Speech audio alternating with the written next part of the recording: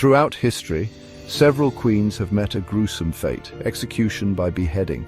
Whether due to political intrigue, betrayal, or shifting tides of power, these women faced a tragic end.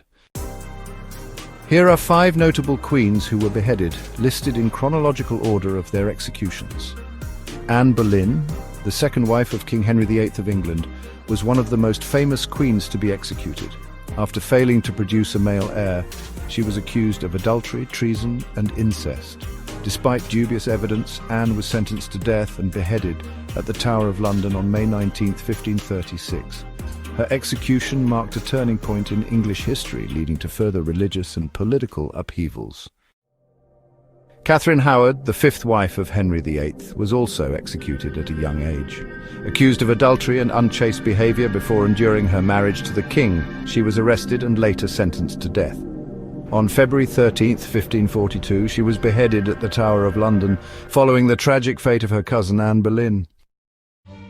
Lady Jane Grey, known as the 9 Days Queen, was placed on the throne of England after the death of Edward VI. However, her reign was short-lived as Mary I, also known as Mary Tudor, claimed the crown. Jane was imprisoned in the Tower of London and, despite her young age, sentenced to death for treason. She was beheaded on February 12, 1554, marking one of the most tragic royal executions in British history. Mary, Queen of Scots, was a rival to her cousin, Queen Elizabeth I of England. Accused of plotting to assassinate Elizabeth, she was imprisoned for nearly 19 years before being tried for treason. She was beheaded on February 8, 1587, at Fotheringhay Castle. Her execution was controversial and had lasting repercussions on relations between England and Scotland. The infamous Queen of France, Marie Antoinette, became a symbol of the French monarchy's extravagance. Following the French Revolution, she was arrested, tried for treason, and sentenced to death. On October 16, 1793, she was beheaded by guillotine in Place de la Révolution, now known as Place de la Concorde, in Paris.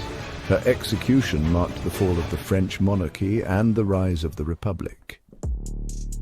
These queens suffered untimely and brutal deaths, often victims of political struggles and betrayals. Their stories remain a testament to the dangers of power and the fragile nature of monarchy throughout history.